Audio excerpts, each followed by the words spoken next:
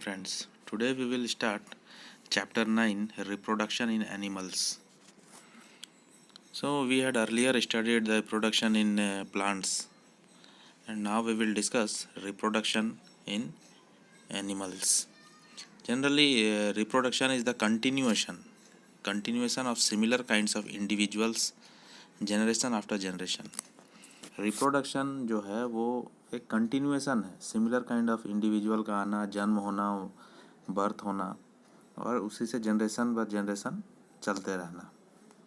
तो without reproduction हम लोग आगे का जनरेशन को सोच भी नहीं सकते हैं। अगर रिप्रोडक्शन नहीं होता तो फिर ये अर्थ भी आगे नहीं, अर्थ में कुछ भी, कोई भी प्राणी, कोई भी जीव आगे नहीं बढ़ पाता। Reproduction is essential for the continuation of a species. तो सबसे पहले ये है मोड ऑफ रिप्रोडक्शन एनिमल्स में क्या हो सकता है। तो मोड ऑफ रिप्रोडक्शन दो है, एक sexual reproduction and asexual reproduction. तो पहले हम लोग सेक्सुअल रिप्रोडक्शन को देखते हैं। सेक्सुअल रिप्रोडक्शन में क्या है, जैसा कि इन animals also males and females have different reproductive parts और organs. Like plants, the reproductive parts in animals also produce gametes. जिस तरह प्लांट का हम लोग प्रीवियस क्लासेस में देखे थे कि मेल गैमेट और फीमेल गैमेट मिल करके जाइगोट बनता है उसका फ्यूज़न से, तो सेम उसी तरह से एनिमल्स में भी मेल और फीमेल का गैमेट जो है वो फ्यूज़ करके जाइगोट बनता है। It is the zygote which develops into a new individual. ये जाइगोट ही है जो आगे चल के एक न्यू इंडिविजुअल में तब्दील होता है, चेंज होता है। This type of reproduction beginning from the fusion of male and female gamete is called sexual reproduction. तो इस तरह का रिप्रोडक्शन जिसमें मेल और फीमेल गैमेट दोनों फ्यूज होके, मिक्स होकर के जाइगोट फॉर्म करता है और बर्थ होता है उसमें, तो वो सेक्सुअल रिप्रोडक्शन होता है। ऐसा reproduction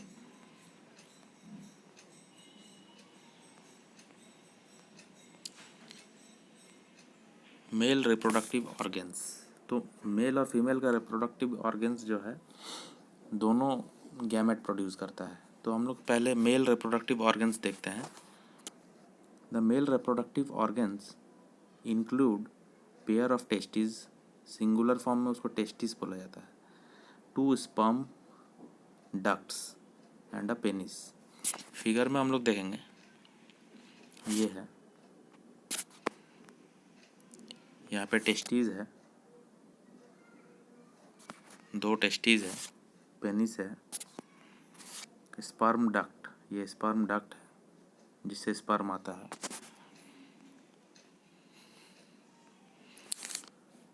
millions of sperms are produced by testis. Testis में मिलियंस ऑफ स्पर्म्स प्रोड्यूस होता है। Though the sperms are very small in size, each has head, middle piece and a tail. Sperm बहुत ही छोटा size होता है, लेकिन उसमें हेड होता है, मिडिल पार्ट होता है और टेल होता है।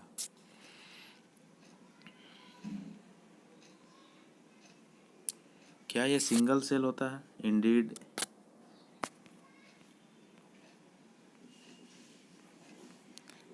Indeed, each sperm is a single cell with all the usual cell components. सारे सेल कंपोनेंट्स होते हुए ये एक सिंगल सेल होता है। ये है स्पर्म का भी, ह्यूमन स्पर्म का यहाँ पे दिया हुआ है। ये है, ये हेड है, ये मिडिल पार्ट होता है उसका, ये उसका टेल होता है स्पर्म का। फीमेल रिप्रोडक्टिव ऑर्गन देखते हैं। The female reproductive organs are a pair of ovaries, oviducts जिसको फैलोपियन ट्यूब बोलते हैं, एंड यूटेरस। ये 3 चीज़ फीमेल रिप्रोडक्टिव ऑर्गन में होता है। यहाँ पिक्चर में दर्शाया गया है। Pair of ovary, the ovary produces female gametes called ओवा या एग्स को ही ओवा बोलते हैं। तो फीमेल गैमेट जो ओवेरी होता है, फीमेल में जो ओवेरी होता है, ये और ये, यहीं पे ओवा प्रोड्यूस होता है। ओवा मीन्स एग प्रोड्यूस होता है। In human beings, a single matured egg is released into oviduct by one of the ovaries every month. Every month क्या होता है, ओविडक्ट में, वो जो डक्ट है उसमें एक मैच्योर्ड एग को रिलीज़ किया जाता है ओविडक्ट में। ये ओविडक्ट, ये जो रास्ता है ये ओविडक्ट, इसमें एक एग को रिलीज़ किया जाता है, छोड़ा जाता है हर एक महीना। Uterus is the part where development of baby takes place. उसके बाद यूटेरस जो है पार्ट है, ये जो यूटेरस है यहाँ पे बेबी का डेवलपमेंट होता है। जब जाइगोट फॉर्म होता है, फर्टिलाइजेशन हो जाता है, उसके बाद like the sperm an egg is also a single cell. तो जिस तरह स्पर्म जो है वो सिंगल सेल है, उस तरह एग भी सिंगल सेल है। तो ये एमसीक्यू में क्वेश्चन पूछा जा सकता है कि स्पर्म जो है मल्टी सेलुलर है या फिर सिंगल सेल है। तो वो सिंगल सेल है। और ओवा का भी पूछा जा सकता है, ओवा या एग, दोनों एक को ही बोलते हैं।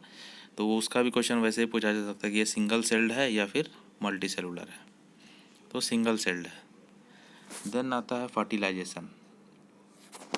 मेल गैमेट और फीमेल गैमेट हम लोग मेल रिप्रोडक्टिव ऑर्गन और फीमेल रिप्रोडक्टिव ऑर्गन देखे हम लोग, और उसके बाद फर्टिलाइजेशन हम लोग देखते हैं जो मेल गैमेट और फीमेल गैमेट का मिलने से बनता है, होता है।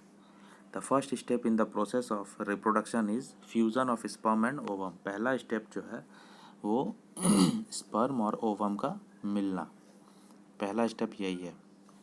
मेल के तरफ से स्पर्म आएगा और फीमेल के तरफ से ओवम, एग। व्हेन एग जो है उसको ही ओवम बोल रहा है। अभी जो हम लोग पढ़े, when sperms come in the contact with an egg, one of the sperms में फ्यूज़ विद द एग। जब एग जो है स्पर्म का कांटेक्ट में आता है घूमते घूमते, तो कोई एग जो है, कोई स्पर्म जो है एग को फ्यूज़ करता है, एग के साथ फ्यूज़ हो जाता है, मिक्स हो जाता है। Such fusion of the egg and sperm is called fertilization. तो वही फ्यूज़न जो मिक्स हो गया, स्पर्म और एक एग जो है फ्यूज़ हो गया, मिक्स हो गया, तो उसको ही फर्टिलाइजेशन बोलते हैं। During fertilisation the nuclei of the sperm and the egg fuse to form single nucleus. तो दोनों का जो न्यूक्लियाई है, दोनों एक एक सेल है, स्पर्म भी एक सेल है और एग भी एक सेल है। तो दोनों के पास न्यूक्लियाई होगा, सेल में न्यूक्लियाई होता है जो न्यूक्लियस कहलाता है। तो दोनों का न्यूक्लियाई मिल करके एक सिंगल न्यूक्लियस बनाता है ये लोग। This result in the formation of fertilised egg और जाइगोट। तो ये जो सिंगल सेल बनाया जिसमें एक ही न्यूक्लियस हो, उसको जाइगोट बोलते हैं या फर्टिलाइज्ड एग बोलते हैं। यहाँ पे जैसे पिक्चर में दिया हुआ है, ये देखो, यहाँ पे ये ओवम है ये, और ये स्पर्म है। ये स्पर्म इधर से आ रहा है और इसमें आकर के फ्यूज़ कर गया, इसमें फ्यूज़ हो गया।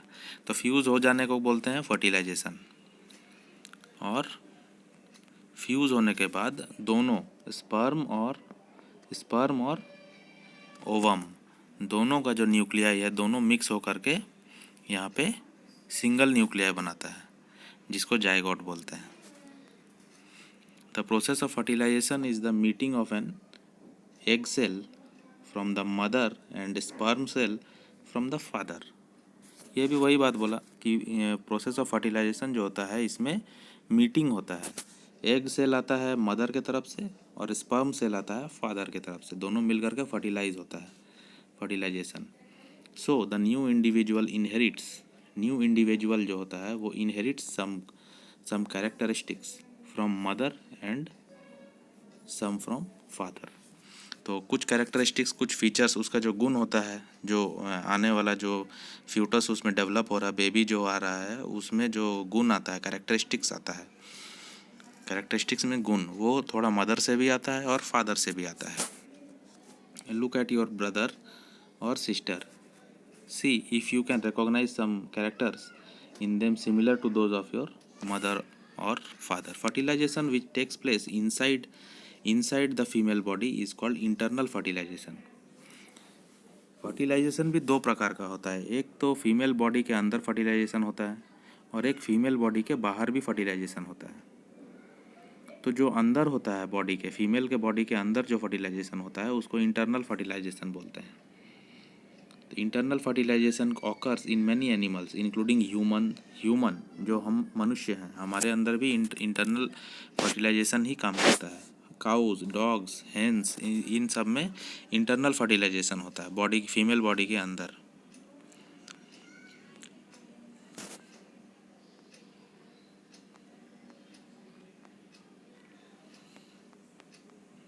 You will be surprised to know that in many animals fertilization takes place outside the body of the female।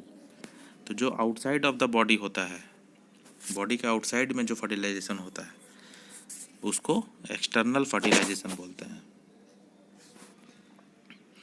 During spring और rainy season frogs and toads move to ponds and slow flowing streams.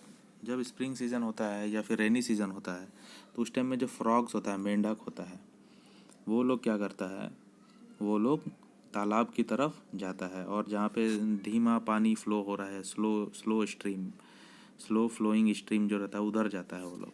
When the male and the female come together in water, जब male और female दोनों together water में आता है तो female lays hundreds of eggs, female जो है hundreds of eggs वहाँ पे ले करता है। Unlike hens, frogs egg is not covered by a shell, it is comparatively very delicate. जिस तरह मुर्गी का अंडा होता है उसमें एक सेल कवर किया हुआ रहता है जो उसको प्रोटेक्ट करता है वाइट कलर का, तो उस तरह का फ्रॉग का एग में नहीं होता है। वो उसमें सिर्फ एक कवर रहता है जेली का, एक लेयर ऑफ जेली रहता है। A layer of jelly holds the egg together and provides protection, और प्रोटेक्शन करता है वो एग को। एक जेली जैसा कवर रहता है, यहाँ पे दिखाया गया है। इसमें कोई मुर्गी के अंडे के जैसा कोई कवरिंग नहीं रहता वाइट कलर का, इसमें एक जेली जैसा एक रहता है, जेली कवर रहता है, उसके अंदर ही वो प्रोटेक्टेड होता है eggs of frog. As the eggs are laid the female deposit sperm over them. तो जैसे ही एग दिया जाता है वहाँ पे तो मेल क्या करता है अपना स्पर्म को उसके ऊपर डिपॉजिट करता है, उसके ऊपर जमा कर देता है। Each sperm swims randomly in water and with the help of its long tail the sperms come in contact with the eggs, this results in fertilisation. और स्पर्म क्या होता है, वो तैरता है वहाँ पे, स्विम करते हुए एग के साथ फ्यूज़ हो जाता है, फ्यूज़ होकर फर्टिलाइजेशन हो जाता है। तो this type of fertilisation in which fusion of male and female gamete takes place outside the body of female is called external fertilisation. तो यहाँ पे फीमेल फ्रॉग जो है उसके बॉडी के अंदर में तो कुछ नहीं हुआ, वो अंडा दे दिया पानी में और अंडे के ऊपर में स्पर्म को डिपॉजिट कर दिया मेल फ्रॉग ने, तो बाहरी फर्टिलाइजेशन हो गया, तो इसको एक्सटर्नल फर्टिलाइजेशन बोलते हैं। तो ये एक्वाटिक एनिमल में बहुत कॉमन होता है। एक्वाटिक एनिमल उन्हें बोलते हैं जो पानी में रहते हैं, such as fish, starfish, etc।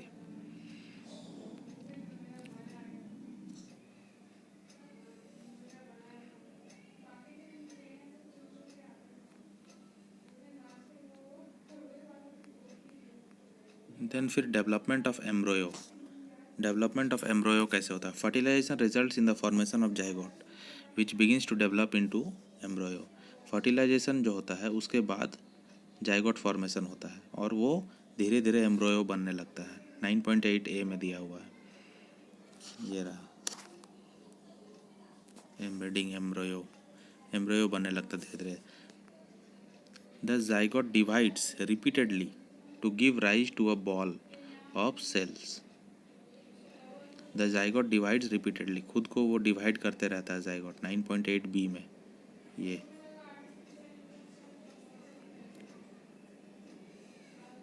The cells then begin to form groups that develop into different tissues and organ of the body. और उसमें जो सेल्स होता है वो स्टार्ट हो जाता है एक ग्रुप बनाने में, और ग्रुप बना करके वो टिश्यूज़ बनाता है। तो वो हम लोग पढ़े थे सेल के चैप्टर में कि जब सेल, बहुत सारा सेल कलेक्ट होता है तो वो टिश्यू बनाता है, और टिश्यू जब कलेक्ट होता है तो वो ऑर्गन बनाता है। तो वैसे यहाँ पे जाइगोट में धीरे धीरे सारा सेल्स कलेक्ट होकर के टिश्यू बनाया, और टिश्यू धीरे धीरे कलेक्ट होकर के इसी के अंदर, इस बॉल के अंदर में वो ऑर्गन्स बनाएगा, body organs. This developing structure is called termed as embryo. यही जो डेवलप हो रहा है स्ट्रक्चर, इसको ही एम्ब्रोयो बोलते हैं। The embryo gets embedded in the wall of the uterus. तो ये एम्ब्रोयो जो है यूटेरस, फीमेल बॉडी का जो यूटेरस होता है उसके वॉल में एम्बेडेड किया जाता है, उसी में लगाया जाता है फॉर फर्दर डेवलपमेंट, आगे का डेवलपमेंट के लिए। जैसे यहाँ पे दिखाया गया है, यूटेरस का वॉल है ये, और इसमें डेवलपिंग एम्ब्रोयो को यहाँ पे प्लांट किया गया, यहाँ पे लगाया गया, प्लांट हो गया, ताकि आगे का डेवलपमेंट भी हो। The embryo continues to develop in the uterus. Embryo जो है डेवलप करता रहता है यूटेरस में। It gradually develops body. ये धीरे धीरे बॉडी बन जाता है। Body parts such as hands, legs, head, eyes, सारा बॉडी का पार्ट्स उसमें बनता जाता है फ्यूटोस में। The stage of embryo in which all the body parts can be identified is called foetus. तो फ्यूटोस उसको ही बोलता है जब सारा बॉडी पार्ट्स, छोटा बेबी जो उसमें फॉर्म हो रहा है उसका सारा बॉडी पार्ट्स जब बन जाता है तो उस स्टेज को ही फ्यूटस बोलते हैं, जब सारा बॉडी आइडेंटिफाई होने लगता है। ये रहा, यहाँ पे सारा बॉडी पार्ट आइडेंटिफाई होने लगा, दिखने लगा, सारा बॉडी पार्ट्स फॉर्म हो गया, तो ये फ्यूटस कहलाता है यूटेरस के अंदर में। Internal fertilisation takes place in hens also. मुर्गियों में भी इंटरनल फर्टिलाइजेशन होता है। But do hens give birth to babies like human and cows. क्या मुर्गी डायरेक्ट बच्चे को जन्म देती है? नहीं ना, वो लोग तो डायरेक्ट अंडे को जन्म देती है। You know that they do not. Then how are chicks born? Soon after fertilization, the zygote divides repeatedly and travels down the oviduct. जैसे ही फर्टिलाइजेशन होता है उसके बाद जाइगोट जो है खुद को डिवाइड करता है रिपीटेडली और ओविडक्ट में चला जाता है। As it travels down many protective layers are formed around it. जैसे ही वो नीचे ट्रेवल करता है उसके अराउंड प्रोटेक्टिव लेयर्स डेवलप होने लगता है। The hard shell that you see in the hens egg is one such protective layer. और हेन के मुर्गी में जो हम लोग प्रोटेक्टिव लेयर देखते हैं, वाइट कलर का जो कवर रहता है, वही वो प्रोटेक्टिव लेयर है जो हार्ड शेल बनता है। After the hard shell is formed around the developing embryo, the hen finally lays egg. जैसे ही एम्ब्रोयो में, डेवलपिंग एम्ब्रोयो में उसका कवर शेल जब आ जाता है तो हेन जो है एग को ले कर देती है, एग आ जाता है, फिर बाहर आ जाता है। The embryo takes about 3 weeks to develop into a chick. Embryo जो है, डेवलपिंग एम्ब्रोयो जो है, वो पूरा फुल्ली डेवलप होने के लिए, चिक बनने के लिए 3 वीक का समय लगता है उसमें। You must have seen the hen sitting on the eggs to provide sufficient warmth. आप लोग देखे होंगे कि मुर्गियाँ जो है अपने अंडे पे बैठी हुई रहती है ताकि उसको प्रॉपर गर्माहट मिल सके, गर्मी मिल सके। Did you know that development of the चिक takes place inside the egg shell during this period। तो इसी पीरियड में डेवलपमेंट ऑफ जो चिक है वो एग सेल के अंदर होता है। After the chick is completely developed it burst open the egg shell. जैसे ही चिक पूरा कम्प्लीटली डेवलप होता है तो ये अंडे को तोड़ देता है, टूट जाता है अंडा और वो बाहर आ जाता है chick. In animals which undergo in external fertilization, development of the embryo takes place outside the female body. The embryos continue to grow within their egg coverings. After embryos develop, the eggs hatch. You must have seen numerous tadpoles swimming in the ponds and streams. Viviparous and oviparous animals क्या होता है हम लोग देखते हैं। We have learned that some animals give birth to young ones। हम लोग देखें कि बहुत सारे एनिमल यंग वंस को जन्म देते हैं, बर्थ देता है बच्चे को। While some animals lay eggs, लेकिन कुछ एनिमल्स अंडे देते हैं। विच लेटर डेवलप, जो बाद में डेवलप होता है यंग वंस में, बच्चे में। The animals which give birth to young ones are called viviparous. ये बहुत इंपॉर्टेंट है। विविपैरस उन एनिमल्स को बोला जाता है जो कि यंग वंस को डायरेक्ट बर्थ करता है। The animals which give birth to young ones, जो लोग बच्चे देते हैं वो विविपैरस एनिमल्स कहलाते हैं। और those animals which lay eggs are called ओविपैरस। और जो लोग अंडे देते हैं जो एनिमल्स, उनको ओविपेरस एनिमल्स कहते हैं। The eggs of few animals are easy to observe because their mother lay them outside their bodies. तो कुछ एनिमल्स का जो एग्स होता है वो बहुत इजीली दिख जाता है, बिकॉज देयर मदर, उनकी माएँ, lay them outside their bodies, अपने बॉडी के बाहर उनको ले करती है। These are examples of oviparous animals. तो ये ओविपारस कहलाएंगे क्योंकि ये लोग अंडे ले करते हैं। But you would not be able to collect the eggs of dog, cow और cat। हम लोग ये सब कलेक्ट नहीं कर सकते हैं, काव, डॉग और इनका एग को। This is because they do not lay eggs, क्योंकि वो लोग एग्स को ले नहीं करते हैं। The mother gives birth to young ones, मदर जो है वो डायरेक्ट यंग वंस को जन्म देती है। These are the examples of viviparous animals, जो लोग यंग वंस को जन्म देते हैं direct. Young ones to adults. The new individuals which are born or hatched from the eggs continue to grow till they become adults. तो जो लोग बच्चे आते हैं एग से या फिर डायरेक्ट बॉर्न होकर के, तो वो लोग डेवलप होते हैं, वो लोग बड़े होते हैं और एडल्ट बनते हैं।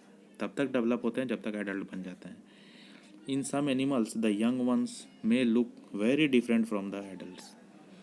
तो कुछ एनिमल है जिसमें जो बच्चे होते हैं वो अलग दिखते हैं एडल्ट से। Recall the life cycle of silk worm. Silk worm का लाइफ साइकिल अगर आपको याद होगा तो उन्हें रिकॉल कीजिए। उसे क्या था, उसमें एग था, एग से लार्वा होता था, और caterpillar, then pupa, then adult. You studied in class 7 already. Frog is another such example, in 9.10 figure में दिखाया गया है कि ले एग्स होता है, देन अर्ली टैडपोल होता है, देन लेट टैडपोल होता है, देन एडल्ट फॉर फ्रॉग होता है। तो वही कहना चाह रहा है कि एडल्ट फ्रॉग जो है वो अर्ली जो स्टेज रहता है उससे काफ़ी डिफरेंट होता है यंग वन से। वही दिखाने का कोशिश किया गया है यहाँ पे। Observe the different stages of frog starting from the egg to adult stage. We find that there are 3 distinct stages, that is egg, tadpole, larva, adult. Don't the tadpoles look so different from the adults? क्या tadpoles एकदम different दिखता है? बिल्कुल दिखता है। वही मैंने इन circle किया है, टैडपोल जो है वो फ्रॉग से, एडल्ट से बिल्कुल डिफरेंट दिखता है, वही कहा जा रहा है इसमें। Can you imagine that these tadpoles would some day become frogs? Similarly, the caterpillar or the pupa of silkworm looks very different from the adult moth. Similarly, caterpillar और pupa जो होता है silkworm में, वो भी बहुत डिफरेंट दिखता है एडल्ट moth से।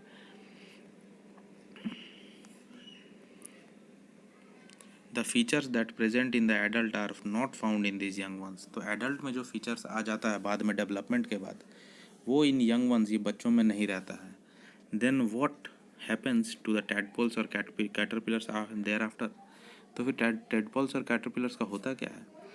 You must have seen a beautiful moth emerging out of a cocoon. हम लोग देखे हैं, आप लोग भी देखे होंगे कि ब्यूटीफुल मॉथ एक आता है, कहाँ से आता है? कोकून के अंदर से। In the case of tadpoles, they transform into adults capable of jumping and swimming. तो वो फ्रॉग के केस में क्या होता है? फ्रॉग के केस में, टैडपोल्स के केस में वो ट्रांसफॉर्म होता है इन एडल्ट में। वो ट्रांसफॉर्म खुद ही, वो टैडपोल जो है वो फ्रॉग बनने लगता है धीरे धीरे, और वो जंपिंग करता है, capable of jumping and swimming होता है। वो जंपिंग कर सकता है, स्विमिंग कर सकता है, और धीरे धीरे फ्रॉग बन जाता है, adult frog. The transformation of larva into an adult through drastic changes is called metamorphosis. ये भी बहुत इंपॉर्टेंट टर्म है। The transformation of larva, larva जो एडल्ट में बदलता है और ड्रास्टिक चेंज आता है, ड्रास्टिक मतलब बहुत बड़ा चेंज आता है, तो उसको ही मेटामॉर्फोसिस कहते हैं।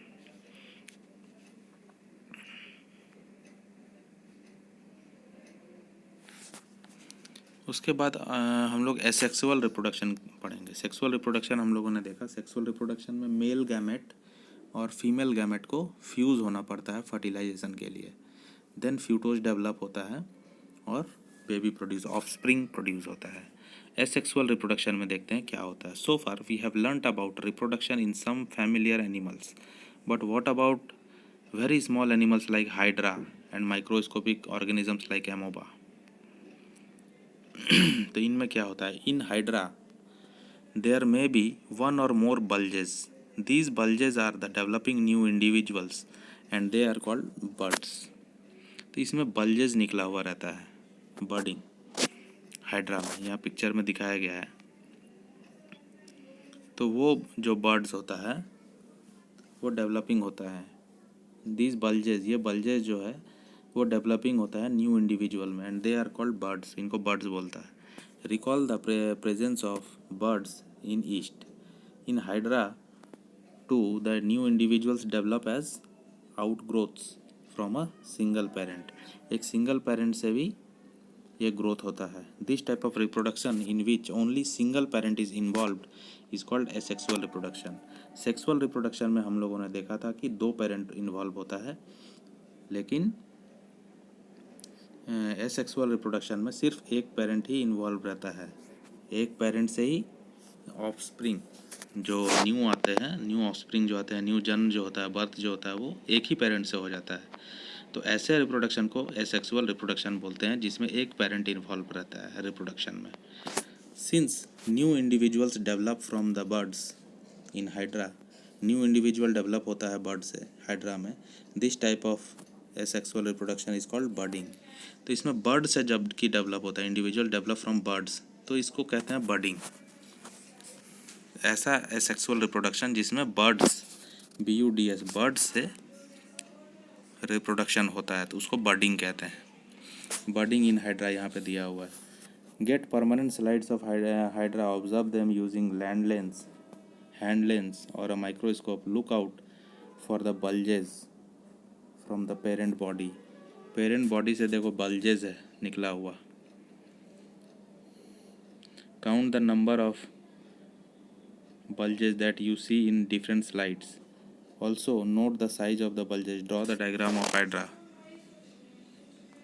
तो इससे ही फिर से रिप्रोडक्शन होता है, फिर से यहाँ पे आने लगा नया, जैसे इसका यहाँ पे है इतना, तो यहाँ पे फिर से न्यू जनरेट होने लगा। तो इस प्रोसेस को बर्डिंग कहते हैं, एसेक्सुअल रिप्रोडक्शन में बर्डिंग। और फिर से न्यू हाइड्रा यहाँ पे बनने लग गया एक ही पेरेंट से। देन हम लोग देखेंगे another method of asexual reproduction is observed in the microscopic organism amoeba. Amoeba में भी एसेक्सुअल रिप्रोडक्शन देखा गया है माइक्रोस्कोप के हेल्प से।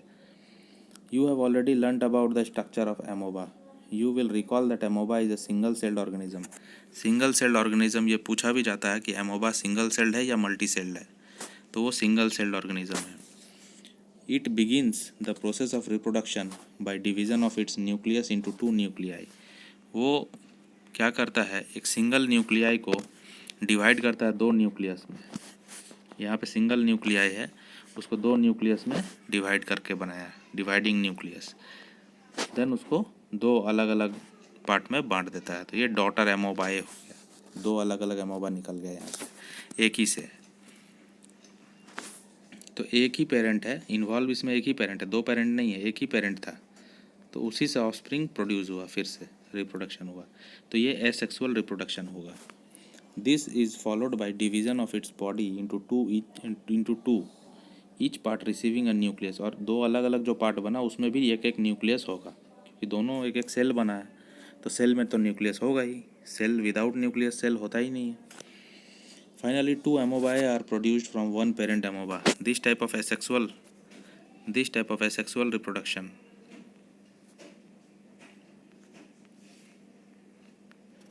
is in which an animal reproduces by dividing into 2 individual is called binary fission। इस तरह के रिप्रोडक्शन को, इस तरह के एसेक्सुअल रिप्रोडक्शन को हम लोग बाइनरी फिजन बोलते हैं, क्योंकि इसमें 2 पार्ट में बंट गया, पेरेंट जो है 2 पार्ट में बंट गया, तो इसको बाइनरी फिजन बोलते हैं। बाइनरी मीन्स ही होता है 2, बाइनरी का मतलब होता है 2, 2 पार्ट में बंट गया रिप्रोडक्शन में, तो इसको बाइनरी फिजन बोलते हैं। Apart from budding and binary fission, तो बर्डिंग जो था वो हाइड्रा में था, बर्डिंग जो था वो हाइड्रा में था, और बाइनरी फिजन जो था वो एमोबा में था। ये ध्यान में रखना है।